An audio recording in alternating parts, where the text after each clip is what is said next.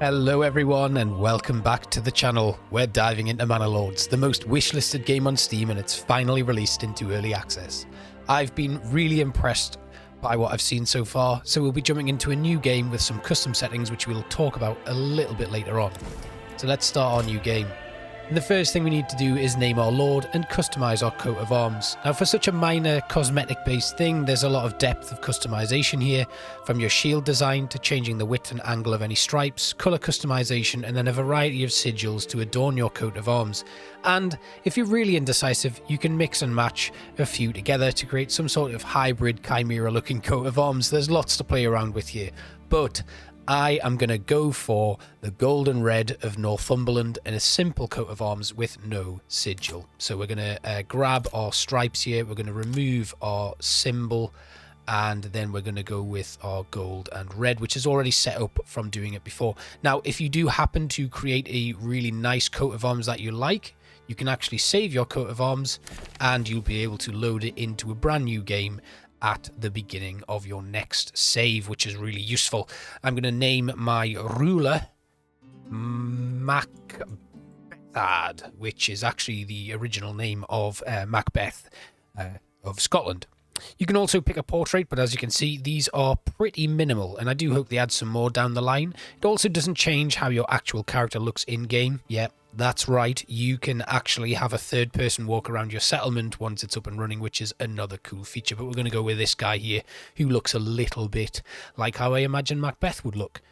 Once we've customized things, we move on to the next screen, which is where we get to tailor our game to our choosing.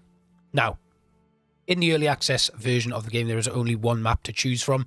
Hopefully there'll be more added later on, and there are 3 victory conditions. So Rise to Prosperity is the go-to for new players. There's no combat here, so you're free to manage your town in peace, which is a great option to help learn the game and get a better understanding of some of the in-depth mechanics without worrying about being invaded by another landowner. Victory conditions are simply to achieve the large town or large town settlement level, which just lets you play it like a city builder, which is really nice. Next up is Restoring the Peace, which pits you against bandits and another landowner. Your mission here is to claim all of the lands and unite them under your rule. You are able to adjust some of these conditions to make your life easier or more difficult, such as changing which year your first bandit attacks happen and reducing the aggressiveness of the other lord. So there's plenty of scope to take a little bit of the combat out while still giving you enough of a challenge to learn the military side of the game. And the final scenario is On the Edge, which is a race against time to grow your settlement quickly in order to fend off bandit attacks and push the large town settlement level. I'm going to go with Restoring the Peace for my playthrough, and then I'm going to adjust a few settings here to make my life easier. So we are going to leave, obviously, dominations on. We have an off-map adversary, and we are going to reduce the AI balanced aggressiveness from balanced to reactive. So AI lords won't press claims towards our regions, but they will protect their own. Basically, the enemy lord starts with 2 regions, and they won't claim any more, but they will defend the regions that they have. We're then going to drop our raider frequency down. Oh, we can't drop that down to none. We'll leave that on medium then. Raider free years, I'm going to boost that up to the maximum of 3, just to give us a little bit more time. Initial bandit camps we'll leave at 1, and we'll have a spawn limit of 3 bandit camps there as well. That's pretty good. So now that we're set up, we can dive into the game and take a look at the map. But before we do that, I'm just going to go with a few more. Starting at spring obviously gives you a really good time to start early, but you do get quite a bit of rain. Now, rain's a very important factor that we'll talk about a little bit later on. A standard amount of starting supplies. We do get an armament delivery, which happens once we get our storehouse and 5 residential plots up, and that basically allows us to get our first set of spear militia. We're going to have balanced residential requirements and a medium penalty, which basically adjusts your approval rating based on a number of factors, which we can talk about later on.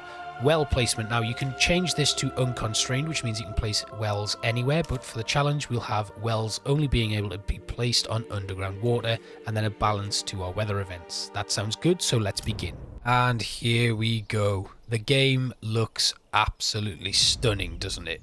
We're just going to pause for a second because we do have a message. The message basically states that we need to build up our town, our manor, and when ready, press claims towards regions owned by our opponents. Once a claim has been pressed, be ready for battle. I'll unite these lands under my rule. So we're going to leave things paused. I'm going to skip through these tutorials, but basically we'll give you a little bit of a understanding of what's going on. Now, we are right next to a stone deposit, which is quite small. And yeah, so we have a number of things on the top here. We've got our military, which gives us the stockpile of all of our military items, commodities, which are clothes, all of that sort of good stuff that our citizens really like, crafting materials, which is pretty self-explanatory, all of the stuff that you use in crafting, crops, which you can then turn into crafting materials, fuel, which is a mixture of firewood and charcoal, which your villagers need to survive the winter, and then food, which is a mixture of meat, berries, eggs, apples and honey, and then your construction items, which are all very useful. We do start with a basic stockpile of these, so that's very good to know. Now, our first thing to do is to take a look at our map. Now, up here we've got a rich iron deposit. We have a stone deposit. Right next to where our spawn has been is a berry deposit. Down here we've got clay and then some wild animals off into the forest there. This is actually quite a good start point for us. Where are we? Zviao. Right, okay. So, the other lord is over here in Selbitz and Hofstetten. All of these lands are unclaimed. We can see right here there's a bandit camp of brigands right there. So, something we need to be aware of. Right, we've got two rich deposits here of clay and iron. They're very useful and they're going to give us a nice supply of crafting materials. Obviously, the iron being right there is going to really help fund our military side of things. But what we need to do is some forward planning. So if we bring up our build tab, we get these overlays. So the first one is our underground water. You can see we've got quite a bit of underground water running through the landscape there, and that's probably where we're going to end up placing our wells. Then here we've got varying degrees of fertility for our land. So Emma's pretty fertile down here. We want to make sure that we've got some space available when we get involved in the farming. Flax is not very fertile at all here, so that might be something we need to import. Barley, again, also not very fertile. There's a small patch there. Rye, that's pretty good in that area there. Now, smell and fire hazards are two new kind of mechanics that are work in progress. I guess smell would negatively impact your citizens. So to begin with, we're going to remove that overlay, and our first thing is to put down our logging camp. Now, I'm going to put my logging camp down here on this side so that it doesn't interfere with the berries or the wild animals. We'll stick that just here, give it a little bit of a rotation, and drop it down. Also, going to add in a woodcutter's lodge. Now, a lot of the early game, people have been saying don't put these things next to each other. But it's absolutely fine to put them next to each other. Do not worry about that. In fact, before I do that, I better put a road in. So we're going to have a road that runs along here just to kind of frame this area. We'll put that in and then drop the woodcutter's lodge down. Need to make sure it's going to snap to the roads. I think I might need to unpause it so that it actually snaps. No, it doesn't want to snap either.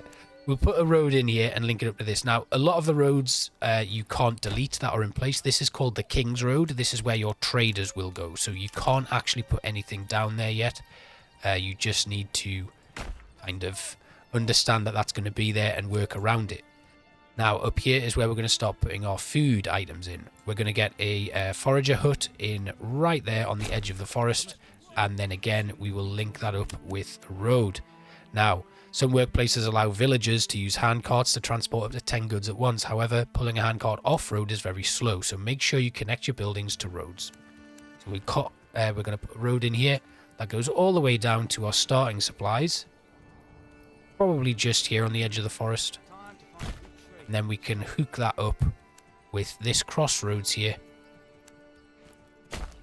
And that solves that issue. Now, at this crossroads, we are going to put down a couple of logistical items. So the first thing is a granary. Now, our granary is going to go there. And it's very important. Actually, we'll put our granary here. And then we're going to put a storehouse over here. Now, these are very, very important. The storehouse and the granary are where most of our food items and logistical items get stored so they don't get wet. You can see we've got all of our supplies and stuff in this space here. If it starts to rain, they'll get wet and they can deteriorate and eventually vanish after a period of time. So we need to make sure that we are managing that very quickly. You can see our settlers are unassigned, which means they're going to go off and start building. Very good because that's what we need them to do. Now, what we need to talk about in terms of Manor Lords is, unlike games like Banished, Farthest Frontier, and End Zone, World Apart, games that we have played on this channel, you will know that you normally sign individuals from families to those work roles and jobs and stuff. That's not how it works in Manor Lords. In Manor Lords, a whole family does that job, which is really nice because it's like they take a degree of ownership on those businesses, which I really, really do like. And when you get a marketplace up and running, those citizens will use that market to sell goods from their respective buildings. Now you can see we've also got an ox here. At the moment, that ox is attached to this hitching post, which we are going to relocate.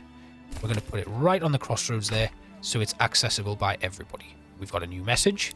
It is a message from Hildebolt von Berenreuter.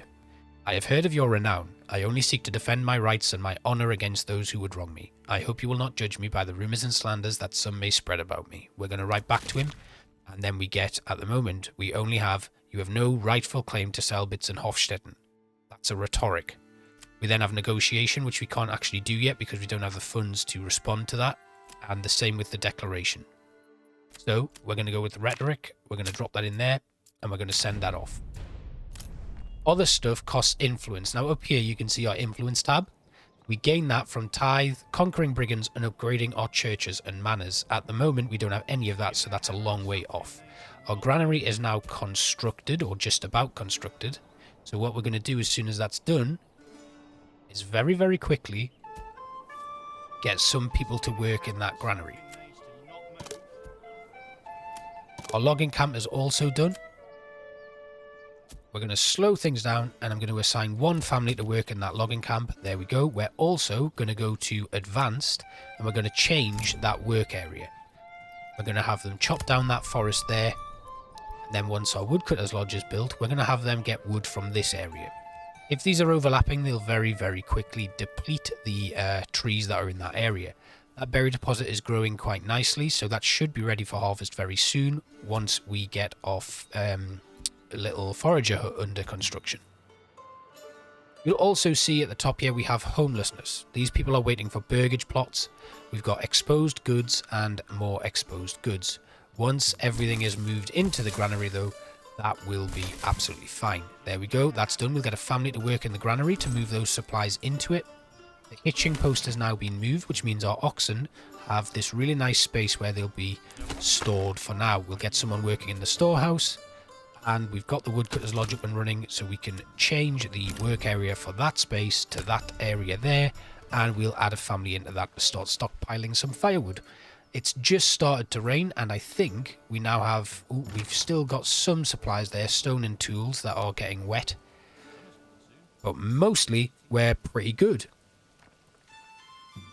So, there's another thing I want to add now, because in the early game, what you really need to do is push towards getting your church. So I'm going to build my saw pit now in that space there. The saw pit will turn our wood, logs, or timber into planks. And the planks are what we require if we go over to our residential for our wooden church. We've also got a marketplace here that we can build. And we're going to build our market right on the corner here. We're just going to have it come out a little bit, and then I guess we can just make it small.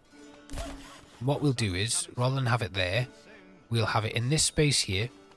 We'll come up to this area, along to there, and down to there. So it's a very small marketplace for 9 market stalls, and we're going to talk a little bit more about these excellent construction tools that are available in Manor Lords. I'm going to talk about them when we actually start setting up our first burgage plots. What we need to do is work out where we're going to put our housing though. And I really like having this area here where this road comes off. We're going to run a pathway all the way down here, and that's where we're going to end up with our stone. So we'll have another path that comes down here, matching up with that King's Road. And then down in this direction, we're going to cut this off completely here. So we've got this little box, and that's where we're going to start putting our first burgage. So we're going to run a road down here And that's kind of sectioned all of that off, and we've got space there for some more burgage if we need to put them in. We can also then move our marketplace to this area, maybe swap the hitching post to that space there. In fact, I will do that right now. So we'll move that hitching post over to there. Then our market can kind of go somewhere else. We are running out of food. Our forager hut is up and running, so we're going to have somebody forage now. Fuel is looking pretty good, so we will drop from the woodcutter's lodge so that we always have one member who's unassigned. Our storage house can be emptied, and the granary can also be emptied as well. Now then, forager's hut should start foraging berries for us, and we do need to bear in mind that we've also got the hunting grounds over there that we can start making use of as well. So let's very quickly construct a hunting camp over in this space here, and we'll have a nice little pathway that kind of works its way out, curves around to this space here. I'll go the opposite direction. So let's get the road in. And it's just going to hug the tree line here. All the way around and to the eventual hunting camp. Now, the hunting camp, we're going to put a hunting limit on this so that we have 10 animals alive at all times. Then we're going to add in our worker, and they're going to start hunting food for us. So we're looking pretty good right now. And our next step is going to be to make sure that we've got some planks. So we'll get our saw pit up and running with a family assigned to it. Once we have 20 of those, we'll be able to actually build our brand new church. Now, the church is very important, and there's a reason why I'm doing it early on. You can see right up here we have an approval rating. Now, our approval rating, to actually grow the settlement, we need to have a large amount of morale in our city. At the moment, our morale is impacted negatively by the amount of homelessness we have. So, that's a problem.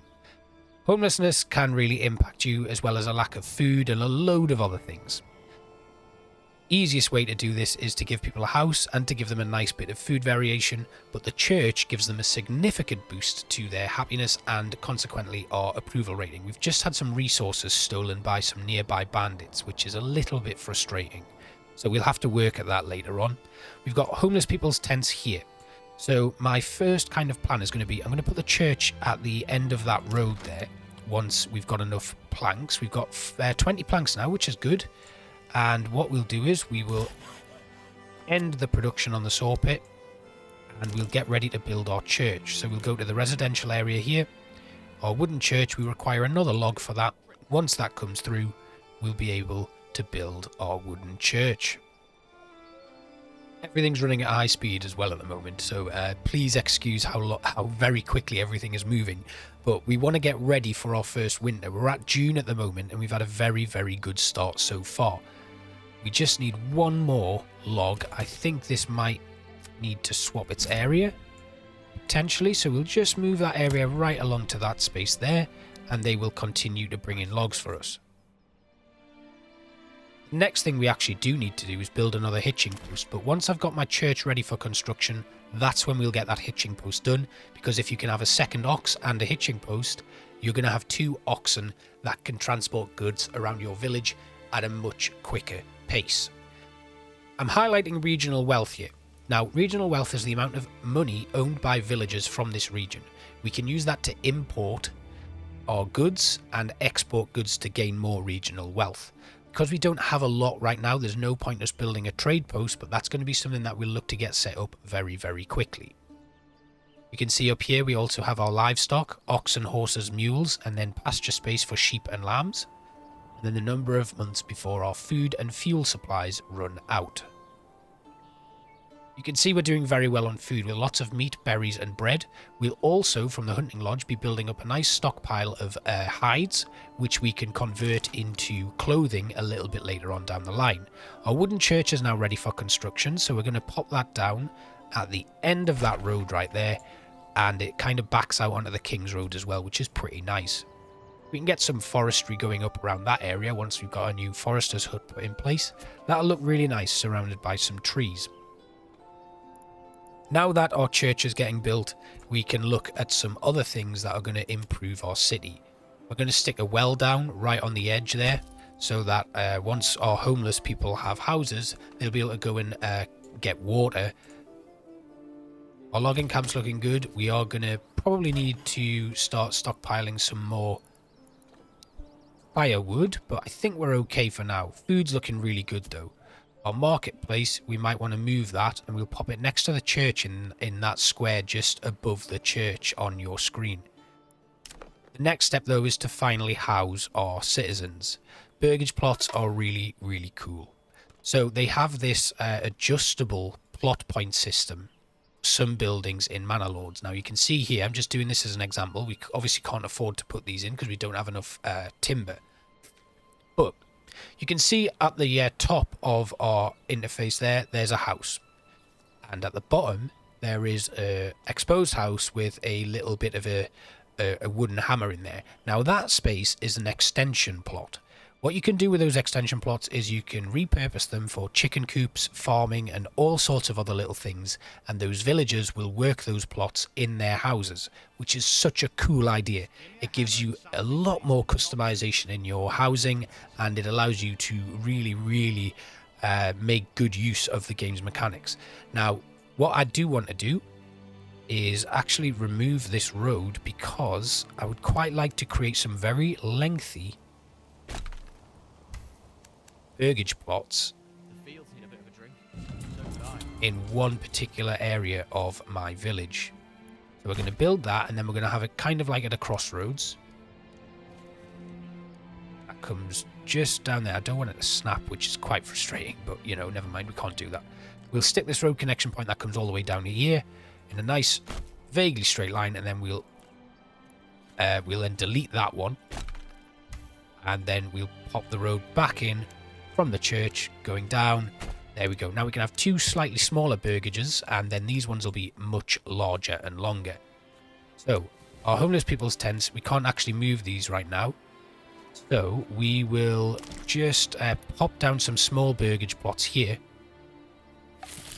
that go right the way along to there. Face them. Now, one bit of advice I can give you is, if you are doing that, you want to reduce the plot divisions. That gives you a little house with a plus sign next to it. These allow you to have more than one family in those burgage plots. So we'll pop that one down. And then we're going to come over to here. We're going to do the same going down here, reducing the size of those and building them in. All of these four are going to be chicken farms. And then on here, we're going to have some really big ones that go all the way along to here and down, and they are going to be producing vegetables. You can see why we've put them all here, because we've got our granary just there, which means all of their goods are going to be able to be transported to the granary, and we've then got the berry deposit and our hunter's lodge down here. So everything that gets produced here is very much food based. What I might do is end up moving that wooden church somewhere where I have a bit more housing that's got kind of more of a social feel to it. But that's something that we can do later on. Everything is finished there. We've just got these burgages to build, so we're going to speed things up, and I'm going to show you the wonderful cinematic view as we build out this burgage and our homeless tents disappear. I hope you've really enjoyed this first look at the incredible Manor Lords. Next episode, we're probably going to be building some more burgage plots. We'll get down some trading so that we can sell some goods to get some more regional wealth. That's then going to allow us to really specialize some of our burgage plots and get our visitors, our citizens, making some really, really neat new items that we can use to fulfill our villagers' potential. We will probably have hit our first milestone, which gives us our first development point. Now, at the moment, you can only get up to 6 development points in Manor Lords, which means you really have to specialize what you do.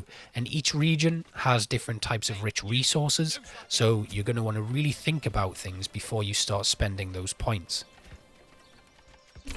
But it's very, very exciting. Today, we've set up our forestry, we've set up our food, so all of our basic resources are there and in place.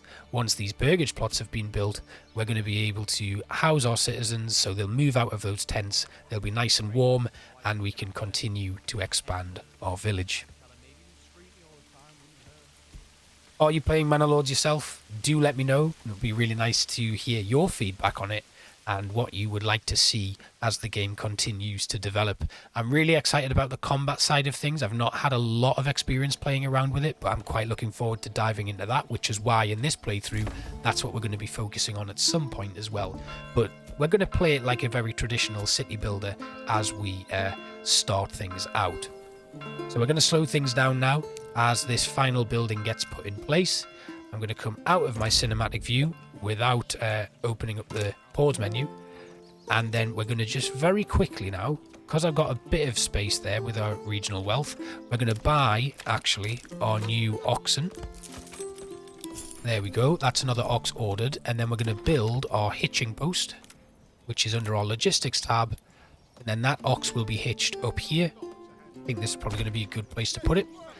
And over here we're going to add an extra living space into this burgage plot, and an extra living space into that one once we're able to. We need a few more logs to do that, but here we're just going to, in this one, we're going to add in a chicken coop, which costs 25. You can see now we don't have enough regional wealth to do anything else, but that chicken coop will provide us with a steady supply of eggs. We'll speed up so that you can see this extra housing plot being built on there. I'll go deaf from all that hammering.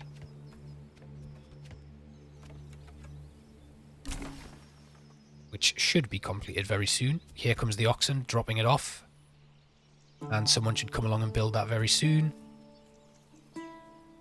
No, they're all being a bit lazy today by the looks of things. The oxen's brought another log, and there we go. The second burgage has been built, so we now have a house extension in there. And everything's good. Now our approval rating will start go up because there's a market food variety and the church level has gone up. We're going to move this marketplace, so I'm going to very quickly demolish that one. We don't have any fuel, so we want to put our woodcutter's lodge back on. And just move that work area into this part of the forest. We'll then build a brand new marketplace for our residents, and we're going to build it right on the corner here.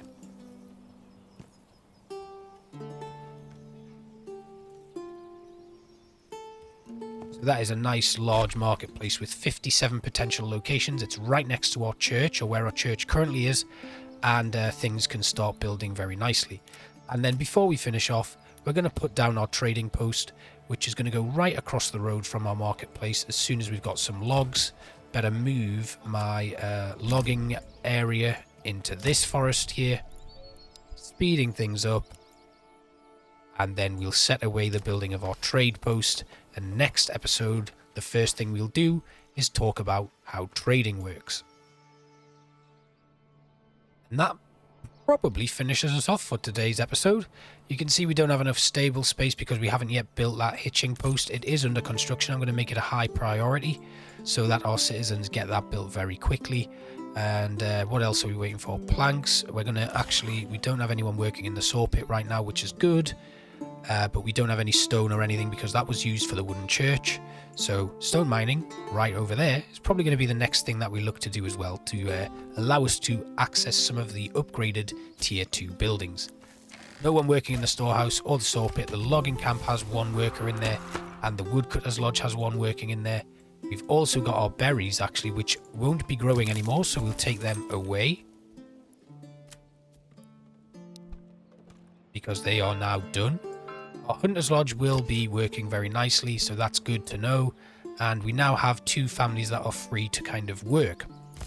The granary is looking pretty good, so what I'll do is I'll maybe add another citizen to work in that. Our markets are looking good. We've got lots going on in there. These supplies do need to be moved, so I better we'll put someone working in the granary, and they will come and collect those supplies and move them back into storage so that the winter doesn't ruin them. Plenty of timber now, so the last thing to do is queue up our trading post for building right on the corner here, which I think will be really nice, right on the King's Road there and across the road from our marketplace, and then our church looking over our citizens. And I think that's a really nice way to finish it. I hope you have enjoyed this wonderful first episode of Manor Lords. If you did, give me a comment. I'd love to hear what you think of the game. I'd love to hear what you think of this episode, and if you want to see more. If this is your first time here, thank you for watching, and I hope you enjoyed this. I hope you're sticking around for more. Make sure you do drop me a subscription. I'd love to see you as we continue building in Manor Lords. Thank you all for watching, and I will see you next time. Bye-bye.